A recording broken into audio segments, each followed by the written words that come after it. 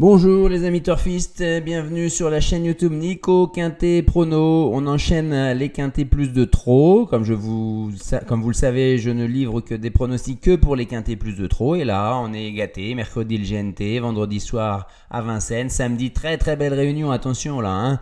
On va revoir Ida Otillard, Inma Rossa, des très bons I. On va revoir les meilleurs J avec Just Gigolo chez les mâles, également les meilleurs J chez les femelles.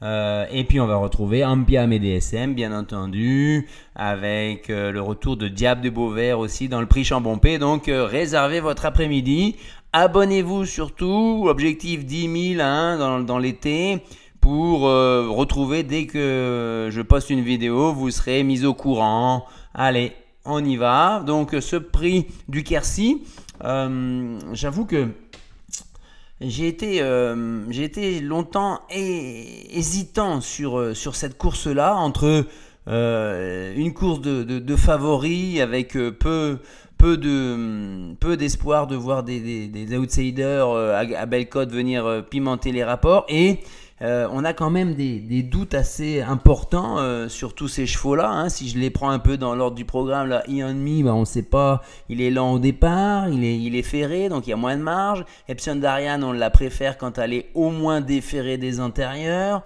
Gamin Jabba, il est devenu assez insaisissable et inconstant. Et JMB divisé qu'une petite place. Elian Chenu est un peu barré avec ses 9 ans. Gamble River a besoin de rassurer. Gilmour Forgan, il a 0 € de gain à l'attelé, mais c'est lui qui vient d'être le mieux classé sur la ligne de Caen. Zebio Mérité, Déripré, il l'annonce à 150 contre 1, il n'est pas prêt, mais il vient de finir tout juste derrière la ligne de Caen, et il a des références à Vincennes. Et l'autre KO semble être la base la plus solide avec Alexandre Brivard.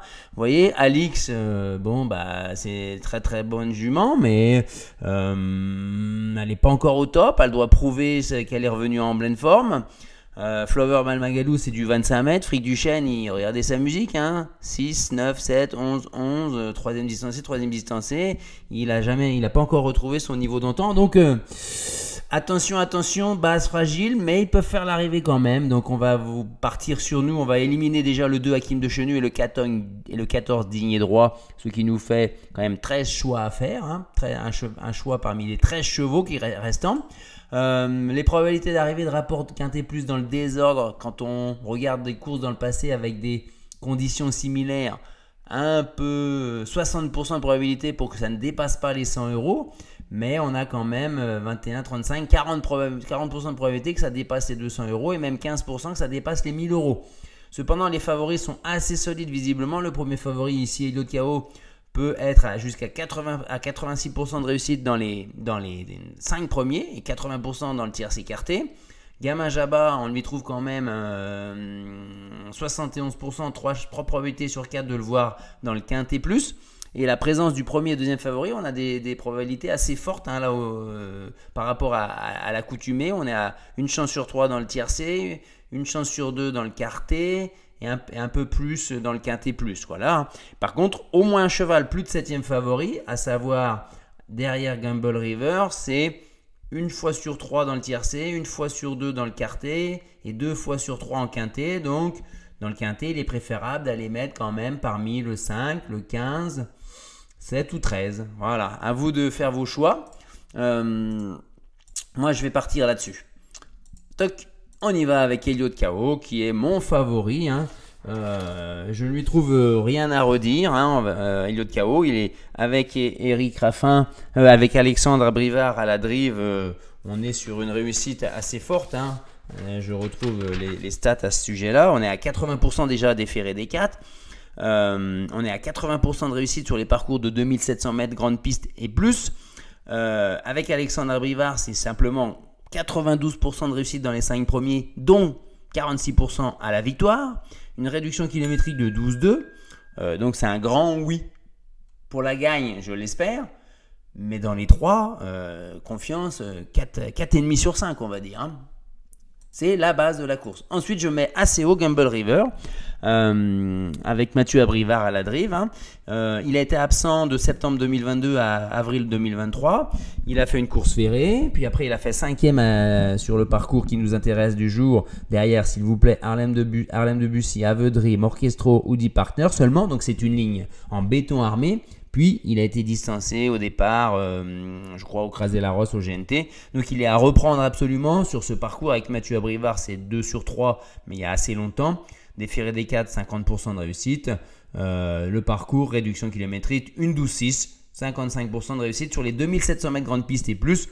Ça fait un cheval qui peut se retrouver à notre bon souvenir parce que sa musique, elle n'est pas exceptionnelle. Hein. Distancé, 5e, 8e, distancé, 5e, 9e, 4e, 7e.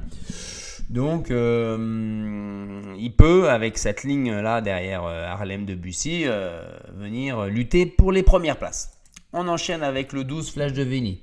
Ben pourquoi Flash de Veni? C'est le plus riche du premier poteau. Hein. Certes, il a 8 ans, mais il est à 4 sur 4 sur les 2700 mètres grande piste et plus, tout en étant plutôt confirmé sur les parcours de vitesse à Vincennes, hein, sur la grande piste 1, derrière l'autostart notamment. Avant sa dernière victoire, là, où il vient de trotter quand même une 12,8 à la surprise générale, à 30 contre 1, il vient de s'imposer et même son entraîneur a été assez surpris. Donc s'il répète, il n'y a pas de raison qu'il ne soit pas placé haut dans un pronostic, hein, avec Damien Beaune, des ferrés des antérieurs. On y va. Ensuite, le 11 Alix. Voilà, là on commence à aller dans les incertitudes parce que avec Eric Raffin c'était 6 sur 7, mais au monté, au niveau classique certes. Hein. Là, elle est déférée des 4. Elle a été arrêtée 1 an, de juillet 2022 à avril 23. Elle a fait une rentrée dans une course d'amateur à Caen où elle a été un peu malheureuse. Elle a émaillé son parcours d'une ou deux fautes. Elle rendait 50 mètres. C'était une course de rentrée sage, mais on attendait un peu mieux peut-être. Ensuite, elle a recouru à Caen où elle finit 6e, mais sans avoir tous les coups des franges dans la ligne droite. Elle a déjà couru attelée à haut niveau, hein, par contre, hein, derrière des H hongres mâles et femelles de haut niveau, sans réussir à se placer avec les meilleurs. Hein. Elle a 61 000 euros de gain à l'attelée, ça veut dire qu'elle n'a pas eu qu'un parcours classique monté, mais ce n'est pas une base. Il faudra qu'elle batte sa réduction kilométrique à l'attelée qui est de 13,3. Ensuite, le 4 Gamin Jabba, je vous ai tout dit, hein, c'est un lot qui est plus dur par rapport à sa dernière victoire, hein, où il rendait 25 mètres avec un plafond des gains à 251 000 et un recul à 164 000 euros, sans les 6 ans. Là, c'est tout inversé puisque lui part en tête avec un recul à 285 000 euros et derrière, il y a des chevaux à 525 000. Donc, on peut dire qu'il monte nettement de catégorie, mais il a l'avantage de partir en tête. D'ailleurs, ils sont peu nombreux aux 25 mètres, hein, vous voyez, ils sont que 3. Hein. Il est devenu inconstant et fautif et ne semble pas disposer de grosses marges de manœuvre à ce niveau. JMB se demande s'il n'est pas un peu en bout de cycle chez lui. Il vise qu'une petite place. Cependant, l'aptitude au parcours à Vincennes, au déferrage, fait qu'on a du mal à le retirer. Hein. Moi, je voulais pas le mettre. Et puis finalement, je vois 13 sur 15 sur les 2700 mètres grande piste s'il est déféré des 4, ce qui sera le cas. Il a un record de 1,12,1 la dernière fois en étant 25 mètres. Donc, c'est un petit peu faussé. Sinon, c'est 13,1. Donc, il a sa place ici s'il est sage. Avec JMB, il faut s'en méfier. Hein, parce qu'il l'annonce à 7 contre 1. Je ne suis pas sûr qu'il y ait 7 contre 1. Je pense qu'il y aura un peu plus. Ensuite, le 15, Fric du Chêne. Alors, Fric du Chêne, malheureusement, Fric du Chêne, il a du mal à revenir à son meilleur niveau. Mais c'est un peu, pas aujourd'hui ou jamais, parce que, bon, oui, dans le sens où il ne rend que 25 mètres, par rapport à la dernière fois, par exemple, au Croisé-la-Roche, où il finit 6e en rendant 50 mètres. Là, il ne rend que 25 mètres. Mais il faut encore rendre la distance à un lot touffu devant de 12 chevaux. Il n'a pas montré non plus qu'il était revenu à son top niveau où il était dans des chevaux tout juste en dessous des meilleurs. Hein. Il a des aptitudes sur la grande piste à Vincennes. C'est lui qui a le meilleur record sur le parcours en 11,5. Donc ça veut dire qu'il a sa place à l'arrivée s'il court en progrès, je pense. Hein. Ensuite, le 1 et 1,5. J'ai également hésité, comme je vous l'ai dit, parce qu'il est assez lent au départ. Il perd des mètres, de précieux mètres.